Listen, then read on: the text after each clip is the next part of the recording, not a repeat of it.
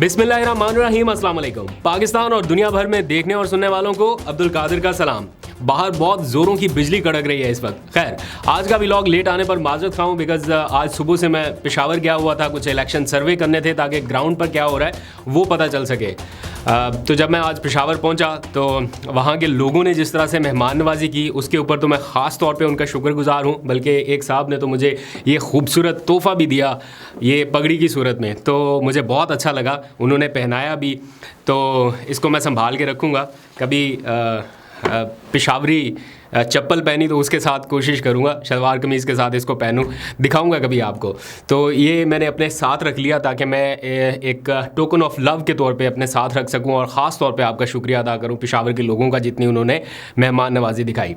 अच्छा, अब बात करते हैं। एक तो मैंने जो सर्वे किया वो मैं यहाँ पर तो इसलिए नहीं दिखा सकता बिकॉज़ वो मैंने ARY न्यूज़ के लिए किया, उनकी प्रॉपर्टी है, लेकिन कुछ विजुअल्स मैं आपको दिखाता हूँ अभी ग्राउंड के ऊपर क्या सिचुएशन है। मैं हैरान हूँ, सच्ची बात यह है कि हैरान नहीं हूँ बल्कि थोड़ा अमेज्ड हूँ कि इतनी ज़्यादा पॉपुलैरिटी है वहाँ पर PTI की कि एक टाइम पे मुझे ऐसा लग रहा था कि अगर मुझे दूसरी जमातों के लोग ना मिले जो ये कहें कि हम फ़लाँ दूसरी जमात को वोट देंगे, तो मुझे थोड़ी तशवीश थी कि कहीं ऐसा ना लगे कि ये कोई प्री प्लान्ड है या कोई वन साइडेड है।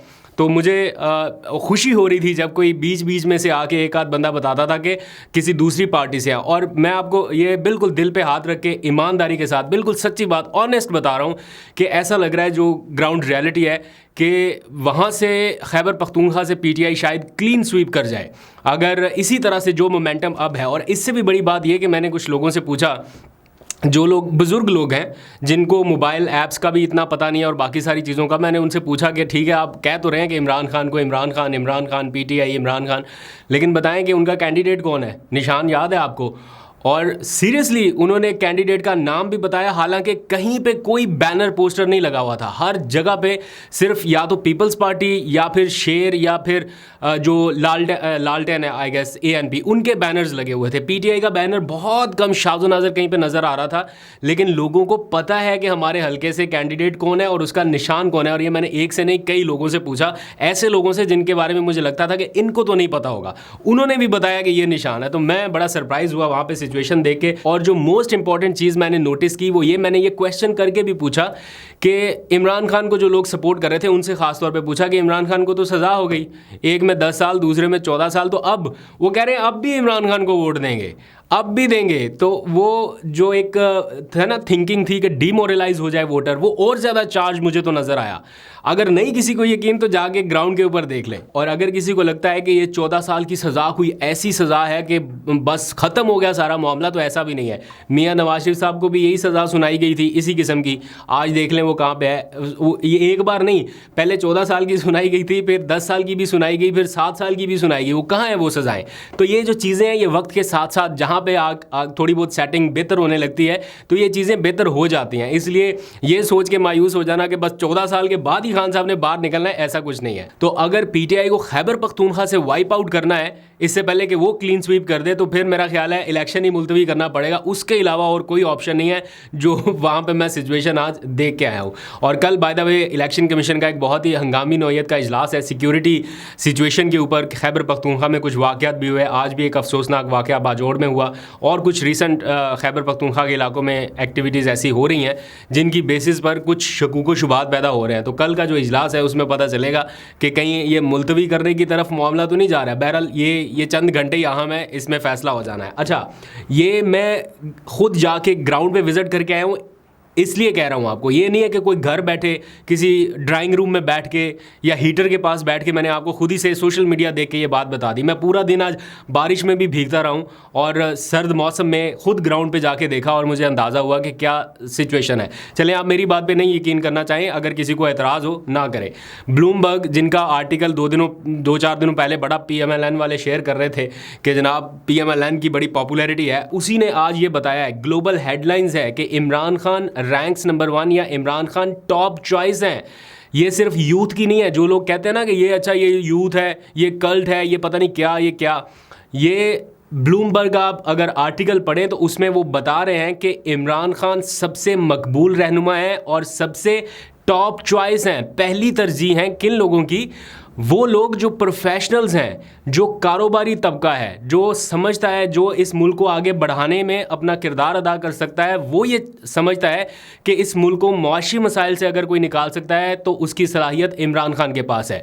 PMLN या मुस्लिम लीग नून दूसरे नंबर पे है और बिलावल साहब तीसरे नंबर पे हैं, जो कि ग्राउंड के ऊपर भी नज़र आ रहा है। तो मैं ये कोई एग्जैजरेट करके या अपनी तरफ से बात नहीं बता रहा, उनका भी ऑफिशियल सर्वे है, अगर आप जाके देखें तो वो ये कह रहे हैं कि ये ब्लूमबर्ग के सर्वे में ये बात सामने आई है कि इमरान खान नंबर 1 चॉइस है या टॉप चॉइस है।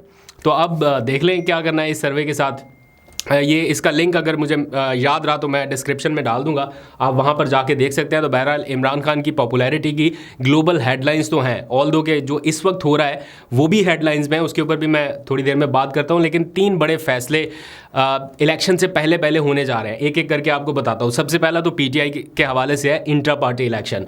उसका आज डिसीजन हो गया, 7 रोज़ के अंदर अंदर इंट्रा पार्टी इलेक्शन PTI ने कराने ही कराने हैं, क्योंकि दूसरी पार्टी जो है वो चढ़ी खड़ी है बानी अकबर एस बाबर वाली के हम इंट्रा पार्टी करा लें तो पार्टी हमारे हैंड ओवर हो जाए, इस किस्म की सिचुएशन है। तो PTI को अगर बचाना है कब्ज़ा माफिया के हाथ जाने से, तो उससे पहले पहले आपको इंट्रा पार्टी इलेक्शन कराने हैं। तो आज PTI ने अपनी एक जनरल बॉडी का इजलास बुलाया था, पूरे मुल्क से जनरल बॉडी का इजलास, जिसमें जो अहम नुमाइंदे हैं वो उनके मरकज़ी दफ्तर में आज पहुंचने थे। लेकिन उससे पहले हुआ ये कि आपने सोशल मीडिया पर भी देखा होगा कि सारे रास्ते जो सेक्रेटेरिएट की तरफ जाते हैं वो बंद कर दिए गए और हर जगह पे पुलिस का नाका था, या यूँ समझ लें कि पूरा जो सेक्रेटेरिएट था वो एक तरह से कॉर्डन ऑफ कर दिया गया कि उस तक रसाई जो है वो बहुत ही मुश्किल या नामुमकिन तकरीबन बना दी गई। अब मैं यहाँ ये देखना चाहता हूँ, या एक सोच थी मेरे माइंड में कि काजी फाइज ईसा साहब जो है वो उनको एतराज़ था कि इंट्रा पार्टी इलेक्शन क्यों नहीं हुए, और वो बार बार ये भी एतराज़ कर रहे थे कि पेशावर में जाके क्यों कराए, यहाँ पे इस्लामाबाद में या किसी मारूफ जगह पे क्यों नहीं हो सकते थे, पेशावर क्यों। पेशावर इसलिए हो रहे थे कि ये जो सिचुएशन, जो फुटेजेस आप देख सकते हैं, इस वजह से कि अगर यहाँ पे कराते तो यही सिचुएशन होनी थी। अब अगर ये फुटेजेस उनके सामने जाके वो प्रेजेंट करने की कोशिश करते हैं PTI के लॉयर्स, तो वो उसमें कामयाब नहीं होते। वहाँ पर सिचुएशन ऐसी बन जाती है या वो मौका नहीं उनको मिल पाता कि वो ये फुटेजेस रख सके। तो जो एविडेंस है वो ना तो TV देख पा रहे हैं, उनके बकौल के वो TV नहीं देखते, वो वीडियो एविडेंस जो है वो भी नहीं देख पा रहे जो लीगल टीम प्रोड्यूस करना चाहती है। तो फिर कौन सा ऐसा तरीका है कि उनको ये बताया जाए या दिखाया जाए कि हम इंट्रा पार्टी इलेक्शन कराना चाहते हैं लेकिन ये रुकावटें हैं। तो आज पुलिस ने क्यों इतना जगह जगह पर नाके लगा रखे थे, तो ये चीज़ें भी काजी फाइज ईसा साहब को या कम से कम चीफ इलेक्शन कमिश्नर को देखनी चाहिए। देखते हैं, पता नहीं कब वो इसको नोटिस करेंगे, नहीं करेंगे तब तक शायद बहुत देर ना हो जाए। अच्छा, दूसरा ये कि PTI ने रऊफ़ हसन, जो उनके अभी करंट सेक्रेटरी इतलात हैं, उनको चीफ इलेक्शन कमिश्नर तैनात कर दिया है, और जो अभी के सेक्रेटरी जनरल हैं उमर अयूब, उनको उन्होंने चीफ ऑर्गेनाइज़र बना दिया है इंट्रा पार्टी इलेक्शन के लिए। 7 दिन के अंदर अंदर इलेक्शन कराने हैं और शर्त ये रखी गई है कि 31 जनवरी यानी आज के दिन तक जो भी मेंबर है PTI का वो इलेक्शन लड़ सकता है। अगर वो अपनी उस ऐप में या जो उनका एक डाटा है जिसमें मेंबर्स का पूरा रिकॉर्ड रखा जाता है, उसमें वो ये साबित कर सकता है कि मैं PTI का मेंबर हूँ, देन वो इलेक्शन कॉन्टेस्ट कर सकता है। वो अकबर एस बाबर है, वो XYZ है, वो कोई भी है, जाके इलेक्शन लड़ सकता है। मैं तो कहता हूँ कि PTI को उनको रोकना ही नहीं चाहिए। अकबर एस बाबर मेंबर नहीं भी हैं, उनको मौका दें कि आए आप लड़के देख लें। जब आप फ्री एंड फेयर करेंगे, अकबर एस बाबर की क्या पोजीशन है PTI में, उनके मेंबरान क्या राय रखते हैं, वो सबके सामने है। तो ऐसा हो नहीं सकता कि Akbar as Babar out of the way जाके जीत जाए। तो जो वोटिंग है वो तो आपने इलेक्शन कमिश्नर आपका, वोटिंग आपके मेंबरान ने करनी है, तो उनको ये शौक पूरा कर लेने दें। बहरहाल ये चॉइस या ये जो डिसीजन है ये PTI के लोगों का है, देखते हैं वो क्या करते हैं। अब आ जाइए ज़रा लीगल साइड के ऊपर। ये इमरान खान, बुशरा बीबी, सज़ाएँ, जुर्माने और इस्लामाबाद हाई कोर्ट, ये क्या कुछ हो रहा है इसके ऊपर। सबसे पहली अपडेट ये कि PTI की लीगल टीम ने इमरान खान साहब के जो सज़ाएँ हैं जो रिसेंट सुनाई गई हैं उनको चैलेंज करने के लिए अपीलों की तैयारी पर काम शुरू कर दिया है। ये एक लंबा प्रोसेस है, इसमें आपने बहुत लंबी कोई पता नहीं कितने सफ़ात पर मुश्तमिल अपील तैयार करनी है, तो उसमें वक्त लगता है। तो 1-2 दिनों के अंदर अंदर ये अपीलें तैयार होकर फाइल हो जाएंगी। जाना इस्लामाबाद हाई कोर्ट के पास ही है, चीफ जस्टिस साहब के पास जाना है, और फिर उसके बाद सुप्रीम कोर्ट का फोरम भी मौजूद है, एपेक्स फोरम। तो देखते हैं क्या होता है, लेकिन अभी लंबी कानूनी जंग जो है वो जारी रहेगी। और इसमें 99% चांस है कि उनको रिलीफ मिलेगा, क्योंकि जितनी तेज़ी दिखाई गई है, ये मैं उसकी डिटेल में नहीं जाता, आपको सब पता है, ये रिकॉर्ड बना है, ये हकीकत में रिकॉर्ड बना है तेज़ तरीन ट्रायल का। यानी नैब रेफरेंस को अगर आप एग्जांपल ले लें तो नैब का रेफरेंस 1 माह और सिर्फ 12 दिन के अंदर अंदर कंक्लूड हो गया, ट्रायल हो गया, फैसला हो गया। सिर्फ 1 महीने और 12 दिन के अंदर अंदर ये तेज़ तरीन ट्रायल हुआ। आज से पहले नैब का इतना तेज़ तरीन ट्रायल नहीं हुआ, क्योंकि जब भी ट्रायल होता है उसमें बड़ा वक्त लगता है, लंबी लंबी तारीखें होती हैं, फिर गवाहों के बयानात, जिरा और पता नहीं कितना कुछ होता है। इसमें तो यूं कंक्लूड हुआ केस, तो उसमें भी कुछ लीगल फ्लॉज बाकी हैं। तो ये तो 2 केसेस शायद ओवरटर्न हो जाएं। अब इसके साथ जो है वो इद्दत वाला केस, वो भी दोबारा से शुरू होने जा रहा है, क्योंकि उस पर chief justice Islamabad high court Aamir Farooq साहब ने स्टे दे रखा था। अब उन्होंने वो स्टे जो है वो वापस ले लिया है और कहा है कि इसके ऊपर ट्रायल जारी रह सकता है।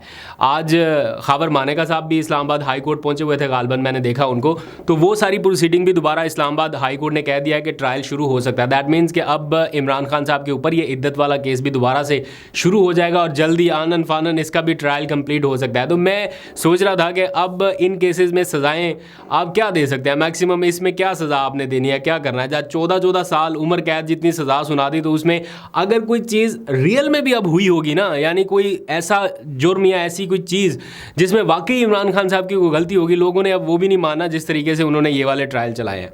तो बहरहाल देखते हैं क्या होता है। और फिर जो 2 बहुत ही इससे भी बढ़ के नेक्स्ट लेवल की दिलचस्प और अजीब चीज़ें हुई हैं, वो भी आप सुन लें। इस्लामाबाद हाई कोर्ट ने इमरान खान की 2 दरखास्तें समाअत के लिए फ़िक्स कर दी हैं। पहली समाअत फ़िक्स की है उन्होंने, जो नैब के रेफरेंस में उनका हक़ के दिफा ख़त्म किया गया था, या हक़ के जिरा जो है वो ख़त्म किया गया, वो फ़िक्स कर दी। और साथ ही साइफ़र केस में जो सरकारी वकील या स्टेट डिफेंस जो है वो मुकर्रर किया गया था, उसको उन्होंने चैलेंज किया था इमरान खान के वकला ने। आज वो दरख्वास्त भी उन्होंने मुकर्रर कर दी। आप अंदाज़ा लगाएं कि ट्रायल हो गया, सज़ा हो गई, हर चीज़ हो गई, और अब जाके वो दरख्वास्तें जो है वो मुकर्रर कर दी हैं। तो ये तो एक तरह से गैर मौसर होगी ना। अब कल अगर फ़र्ज़ करो इसकी समाअत होती भी है, तो जज साहब इसमें तो कोई ऑर्डर नहीं कर सकते। वो कहेंगे जनाब अब तो सज़ा हो गई, अब तो हो गया जो होना था, अब तो ये दरख्वास्तें जो है वो इनको सुनने का कोई फ़ायदा नहीं है। तो इस तरह से है, अगर इंसाफ की फराहमी फ़ौरी तौर पर मकसूद हो तो मेरा ख्याल है कि ये चीज़ें थोड़ी सी जहाँ पे लैग करती हैं उनको बेहतर करना चाहिए। अभी तक के लिए इतना ही, आपको अपडेट करूँगा। अपना बहुत सा ख्याल रखिए। अल्लाह हाफिज़।